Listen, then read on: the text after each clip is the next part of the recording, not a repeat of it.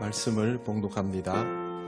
무리가 몰려와서 하나님의 말씀을 들을새 예수는 게네사렛 호숫가에 서서 호숫가에 배 두 척이 있는 것을 보시니 어부들은 배에서 나와서 그물을 씻는지라. 예수께서 한 배에 오르시니 그 배는 시몬의 배라.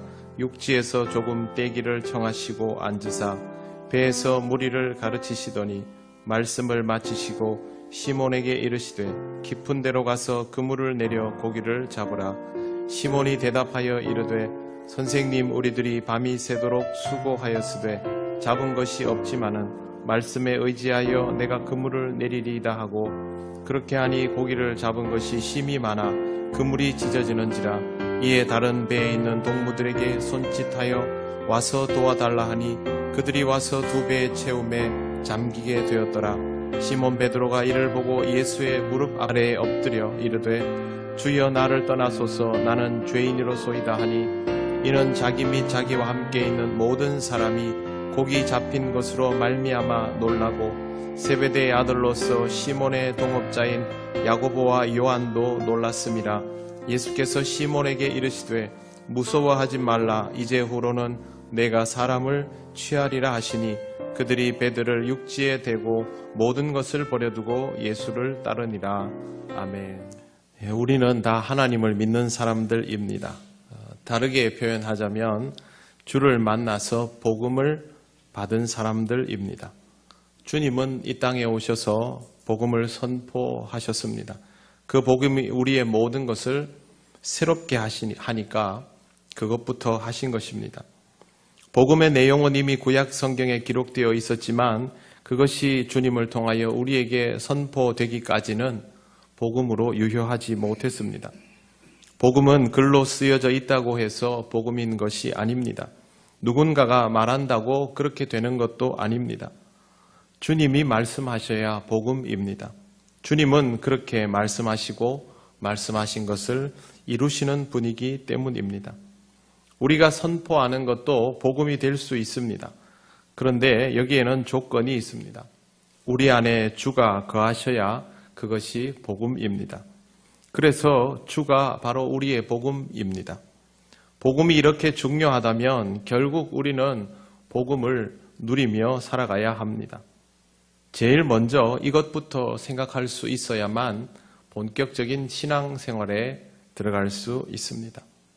복음을 알고 복음을 가졌다면 복음을 누리는 삶이 되어야 하는데 어떻게 하면 이런 과정에 들어갈 수 있을까요? 우리가 무엇을 해야 할까? 오늘 말씀을 통하여 주님이 하시는 일과 또 우리가 해야 할 일들을 살펴볼 수 있기를 바랍니다. 이걸 잘 구별해야만 우리가 모자람도 넘침도 없이 주님과 함께 동행할 수 있습니다. 누가복음 5장 1절 2절에 무리가 몰려와서 하나님의 말씀을 들을새 예수는 게네사렛 호숫가에 배 두 척이 있는 것을 보시니 어부들은 배에서 나와 그물을 씻는지라. 이렇게 기록되어 있습니다. 먼저 이 본문은 시간의 흐름을 보아야 합니다. 많은 사람들이 예수님에게 말씀 듣기 위해서 몰려왔고 예수님은 그들에게 말씀을 가르치기 시작했습니다. 그런데 그때 예수님께서 게네사렛 호숫가에 배 두 척이 있는 것을 보셨습니다. 학자들은 상황에 대해서 이런 해석을 합니다. 사람들이 몰려오니 예수님이 말씀을 전하게 되었을 때에 사람들과 예수님 사이에서 서로 이렇게 시선이 소통할 수 있는 그런 위치가 적절하지 못했던 것으로 봅니다. 그래서 말씀을 좀 전하시다가 많은 사람들에게 효율적으로 전할 수 있는 서로 간의 시선이 확보될 수 있고 집중해서 들을 수 있는 곳을 찾으셨는데 그때 아마 옆에 있는 배가 보이지 않았을까. 바닷가는 보통 이렇게 경사져서 내려가지요.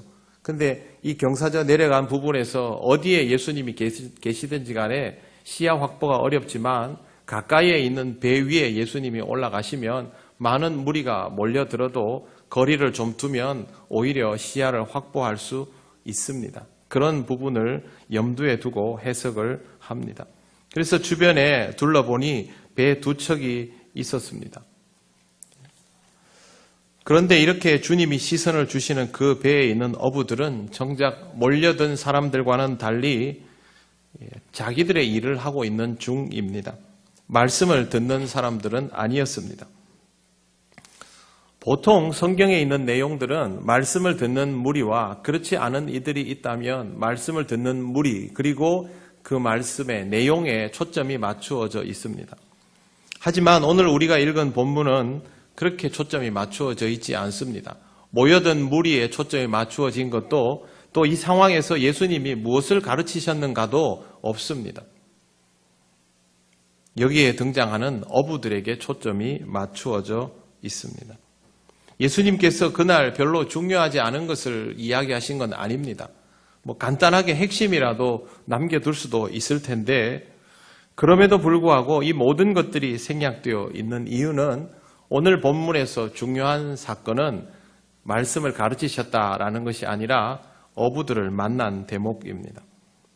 그래서 본문은 말씀을 가르치신 것은 아주 간단하게 소개하고 그 다음 장면을 소개하고 있습니다. 예수님이 빌려 사용하신 배에 일하던 어부들은 전혀 관심이 없지만, 자기의 삶에 몰두해 있지만 예수님은 오히려 그들에게 다가가셨습니다.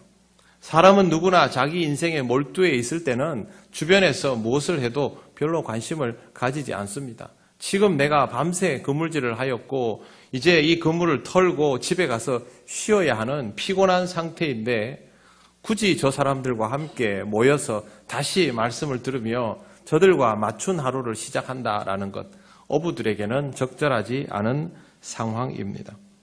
예수님도 어부들에게 말씀을 다 전하시고 난 다음에 어부들에게 가서 고맙다 인사하고 떠나면 그만이지요. 굳이 들으려고 준비되어 있지 않은 사람들이면 굳이 그렇게 다가가실 이유는 없습니다. 그런데 예수님은 배에 오르신 목적을 다 이루신 후에도 그 배에서 내리지 않고 오히려 시몬에게 말을 거십니다. 4절 보시면 말씀을 마치시고 시몬에게 이르시되 깊은 데로 가서 그물을 내려 고기를 잡으라. 이건 일부러 말을 거신 거죠. 그런데 이 말이 굉장히 사실은 생뚱맞은 말입니다.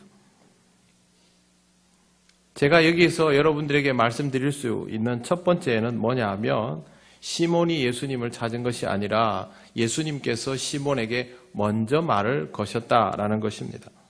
우리는 보통 신앙생활을 시작할 때 매우 절박하고 힘든 상황에서 주를 만난 것으로 기억합니다. 우리가 주님을 찾아 나선 것처럼 삶의 절박함의 문제를 해결하기 위해서 내가 주님 앞에 기어 나온 그 순간을 주로 기억합니다. 이때는 의식적인 상태니까요. 하지만 내가 다른 것에 몰두하고 있을 때 주께서 나에게 다가왔을 때는 기억을 못합니다. 나는 그때 다른 일에 몰두하고 있었기 때문에. 그러나 중요한 것은 우리가 주를 찾기 전에 주께서 항상 우리를 먼저 찾으신다라는 것이죠. 다만 의식하지 못할 수 있습니다. 우리가 우리의 인생에 몰두하고 있기 때문이죠. 특히 예수님께서 우리에게 말을 걸어오실 때는, 또 우리의 인생에 개입하실 때는 지금 시몬에게 하시는 것처럼 매우 생뚱맞을 가능성이 높습니다. 그 순간이 우리에게는 부적절하거나 황당하거나 어이없을 수 있다는 것입니다. 지금 예수님이 하신 말씀이 딱 그렇습니다. 제가 우리 교회에서 어업에 종사하시는 분들에게, 목사님 어젯밤에는 고기가 한 마리도 안 나왔습니다. 그럼 제가 그분들에게, 그럼 이번에는 한산도 앞바다에 가가지고 저기 그물을 내려보시죠. 이러면 속으로 뭘 하시겠습니까? 정말 어이가 없는 일이죠. 그래도 저는 얼굴을 서로 알지 않습니까? 목사님이 뭔 생각이 있으신가? 이렇게라도 할 수 있겠지만 지금 초면에 이건 할 말이 아니죠. 할 말은 뭡니까? 밤에 고생했다 하든지 배를 빌려줘서 고맙다 하든지 그 정도 아니겠습니까? 그래서 예수님께서 하신 이 말씀은 매우 어이없는 내용입니다. 그런데 시몬은 점잖게 대답합니다. 많은 사람들을 모아놓고 그들을 가르쳐 주신 분이니까 예를 다하는 걸 수도 있고, 근데 하나가 더 있습니다. 선생님, 우리들이 밤이 새도록 수고하였으되 잡은 것이 없지만은 말씀에 의지하여 내가 그물을 내리리이다. 이 말씀은 지금 당장 하신 말씀일 수도 있고요. 옆에서 그물질하면서 귀동냥으로 몇 마디 들은 걸 수도 있습니다. 어쨌든 이 사람은 지금 예수님의 말씀에 주목하고 있고 그 말씀을 따라서 행동하기로 한 겁니다. 어부가 누군가의 말을 듣고 그 사람의 뜻에 따라 그물을 내리는 일은 없습니다. 절대 그렇게 하지 않습니다. 그러나 시몬은 지금 매우 이례적인 행동을 하고 있습니다. 자신의 경험과 연륜을 의지하지 않고 처음 만난 주님의 뜻을 따라 다시 그물질을 하러 가는 것입니다. 자기가 분명히 전문가임에도 불구하고 그 전문적인 영역에서 주님의 말씀을 용납하고 있는 것입니다. 여러분 이렇게 하실 수 있겠습니까?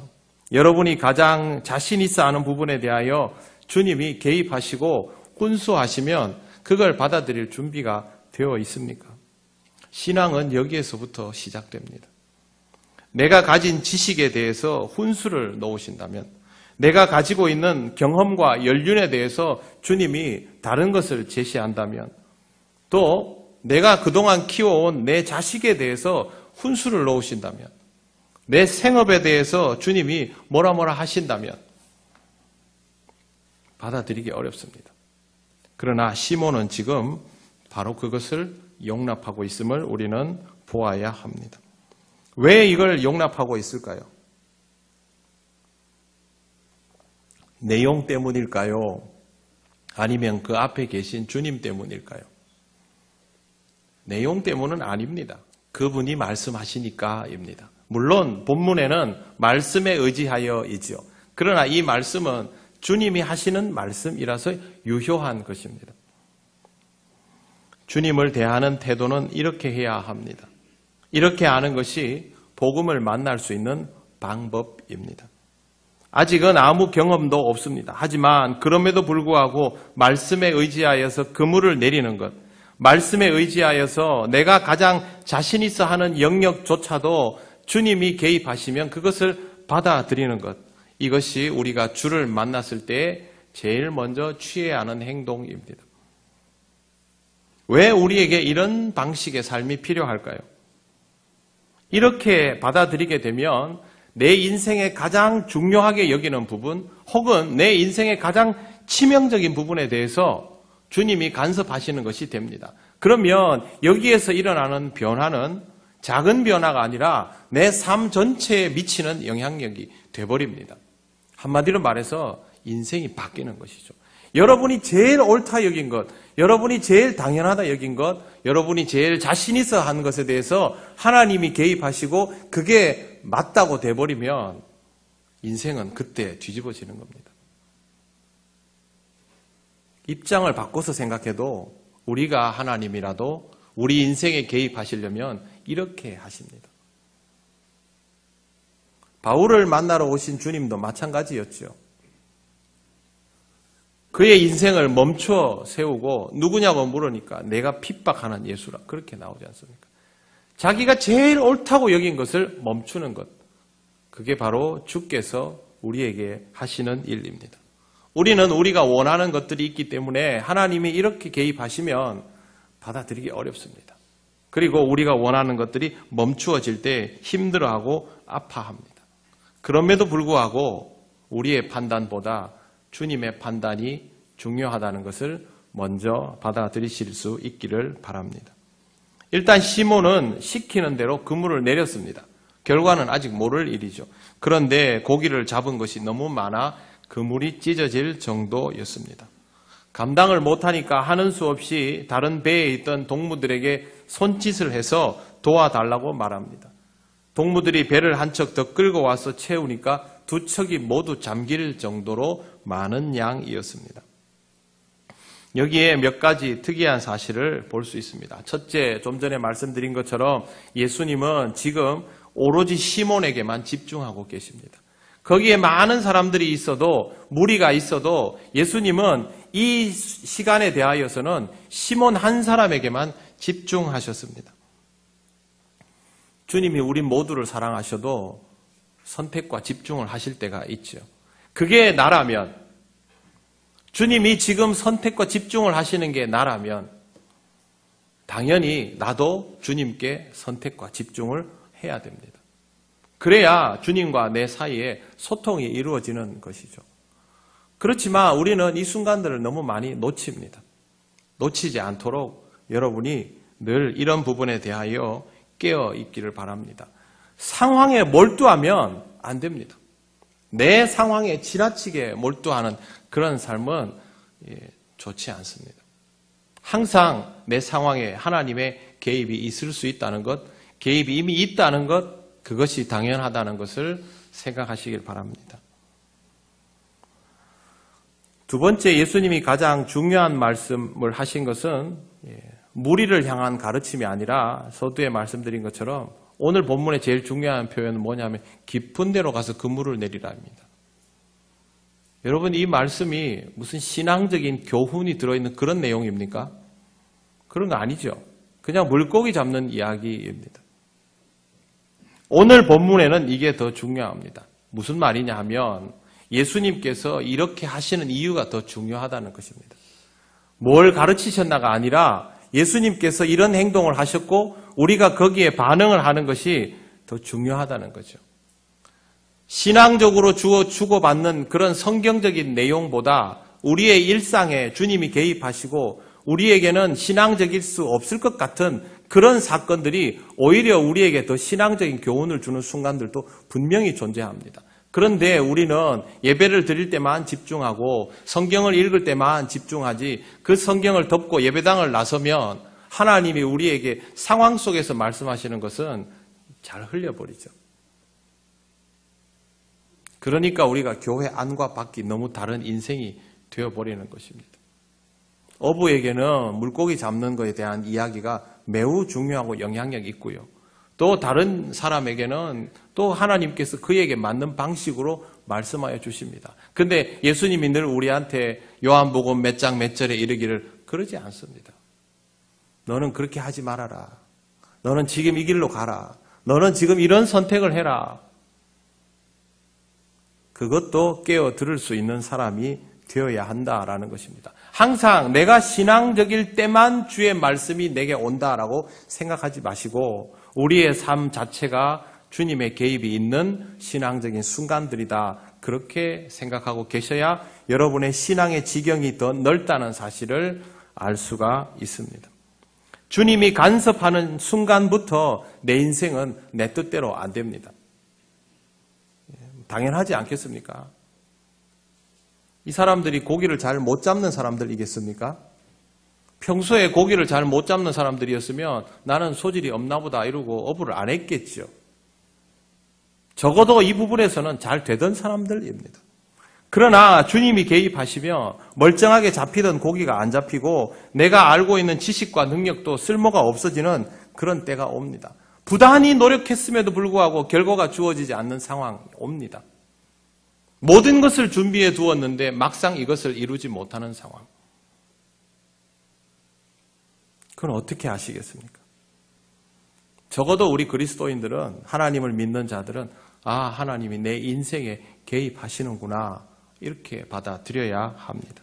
나를 강하게 붙드시는구나. 다른 사람도 붙들 수 있습니다. 그런데 내가 그것까지 다 이해하기는 어렵고요. 적어도 나는 그렇게 받아들일 수 있어야 합니다. 그때 사소해 보이는 작은 음성에도 귀를 기울여야 합니다. 예배 시간만이 아니라 생활 속의 모든 세미한 음성 속에서 주의 말씀을 들을 수 있는 민감한 상태가 되어야 합니다. 시몬은 이걸 했습니다. 여러분, 시몬이 예수님을 보면서 그물을 내려라 하는 것을 듣고 따라했다는 것을 가볍게 여기지 마십시오. 아무나 할 수 있는 일이 아닙니다. 시몬의 능력이 출중해서가 아니라 이런 태도를 취할 수 있었기 때문에 그 다음이 있었다는 것 기억하시기 바랍니다. 세 번째, 주님이 경험하게 하신 사건은 1인분이 아닙니다. 시몬을 통하여 잡게 하신 고기의 양이 한 사람이 감당할 수 있는 한 척의 배가 감당할 수 있는 분량을 넘었다라는 사실도 주목해서 볼 필요가 있습니다.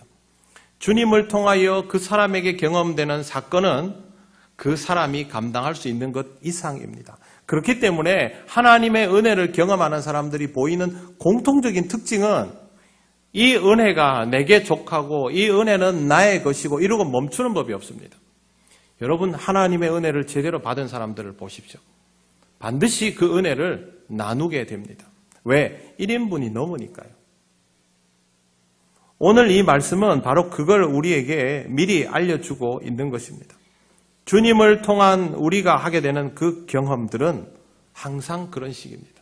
여러분 은혜 받으시면 그 은혜는 이미 여러분의 삶을 채우고도 남는 분량입니다. 어부에게는 물고기가 그럴 수 있겠고 우리에게는 다른 것들일 수도 있겠죠. 그래서 내가 받은 은혜는 1인분짜리가 아니다라는 생각을 꼭 하시기를 바랍니다. 만약 그걸 1인분짜리라고 생각한다면 물고기만 쳐다보는 인생이 되겠죠. 성경 어디에도 시몬이 물고기를 많이 잡았다고 좋아했다라는 대목은 없습니다. 그리고 이 물고기를 어떻게 했다라는 대목도 없습니다. 공통적인 게 뭐냐 하면 이 물고기는 잡힌 것만 효용성이 있었지 그 다음에 용도는 없습니다. 전혀 중요하지 않았다는 거죠. 오히려 반대입니다. 8절 시몬 베드로가 이를 보고 예수의 무릎 아래에 엎드려 이르되 주여 나를 떠나소서 나는 죄인이로소이다 하니 시몬은 이번 일을 겪으면서 예수님을 제대로 알아봐 버렸습니다. 고기가 많이 잡힌 게 중요한 게 아니라 내 인생에 쑥 들어오신 이분은 내가 감히 대할 수 없는 분이다라는 사실을 안 겁니다. 놀란 것은 혼자만이 아닙니다. 9절 이는 자기 및 자기와 함께 있는 모든 사람이 고기 잡힌 것으로 말미암아 놀라고 세베대의 아들로서 시몬의 동업자인 야고보와 요한도 놀랐습니다. 여기에 누가 다 나오는지 모릅니다. 여기에 나와 있는 이름 몇 명은 우리가 아는 사람들이고요. 일단 시몬의 배에 있는 사람들 놀랐고 동업자인 야고보의 배에 있는 사람들도 놀랐고 거기에는 요한도 있고 뭐 또 누구도 있겠죠. 시몬을 통하여 하나님이 주신 삶의 변화는 다른 사람들도 함께 누릴 만한 놀라운 경험이 되고 그들도 영향을 받고 그들과 함께 복음의 삶이 시작됨을 알 수 있습니다. 이 중에 몇몇은 같이 움직이면서 제자의 길로 들어서지 않습니까? 하나님께서 우리의 인생에 개입하셔서 그 인생을 바꾸면 나만 바뀌는 게 아닙니다. 여러분이 주님을 만나서 인생이 바뀌고 믿는 자가 되면 여러분이 그 복음을 가지고 죽지 않고 살아있으면 여러분 혼자만 바뀌는 게 아닙니다. 그래서 제가 항상 드리는 말씀이 있습니다. 예수를 믿는데 그 집에서 혼자만 믿고 있다고 해서 힘들다고 하지 마십시오. 스스로 죽어가지만 않는다면 살아있기만 한다면 시간이 지나면 여러분의 가정은 결국 다 구원받을 것입니다. 그건 제가 소망을 말하는 것이 아니고 역사 속에서 확인된 사실들입니다. 한 명만 제대로 믿으면 됩니다. 어느 집이든. 그러면 끝내는 다 돼 있습니다. 시몬 한 사람을 통해서 옆에 있는 사람들이 전부 영향을 받고 이 중에 제자들이 나오는 것처럼 그렇게 되는 것이죠. 그래서 여러분 나에게 주어지는 복음적 삶이 시작될 때 이것이 이미 파급력 있는 생명력 있는 역동성 있는 삶이다라는 것을 꼭 생각을 하시기를 바랍니다. 그리고 그것에 대한 꿈도 가지고 있어야 합니다. 예수님은 여기에서 아주 중요한 것을 말씀해 주십니다. 10절 예수께서 시몬에게 이르시되 무서워하지 말라 이제 후로는 내가 사람을 취하리라 하시니 이 말씀은 첫째 너는 이제 물고기 잡는 거 그만하고 사람을 취하게 될 것이다. 너는 그렇게 살아라가 아닙니다. 사람을 취하라가 아닙니다. 명령이 아닙니다. 뭐뭐 하게 될 것이다 라는 말은 미래에 대한 확정이죠. 베드로가 선택할 수 있는 인생이 아닙니다. 지금 이 사건을 통하여 베드로가 제일 먼저 깊은 데 가서 그물을 내리라라는 이 말을 듣는 그 순간부터 베드로의 인생은 이미 결정 지어진 것이나 다름이 없습니다. 그래서 예수님은 사람을 취하리라 그렇게 확정적으로 말씀하시는 겁니다. 너는 이제 주의 종이 되리라. 너는 이제 그리스도인으로 살아가리라. 너는 이제 복음으로 살아가리라. 여기 선택의 여지가 있습니까? 없습니다. 받아들여야 됩니다. 저희 할머니가 제가 아주 어릴 때부터 저한테 너는 주의 종이 될 것이라 그래서 제가 할머니한테, 할머니 제 인생인데 왜 자꾸 그렇게 말씀하십니까? 제가 나중에 좀 크면 생각 좀 해보고 그때도 목회자가 돼야 되겠다 싶으면 제가 그때 얘기할 테니까 그 전에까지는 기도도 하지 마시고 기다려주세요 이랬거든요. 제 마음대로 안 되더라고요.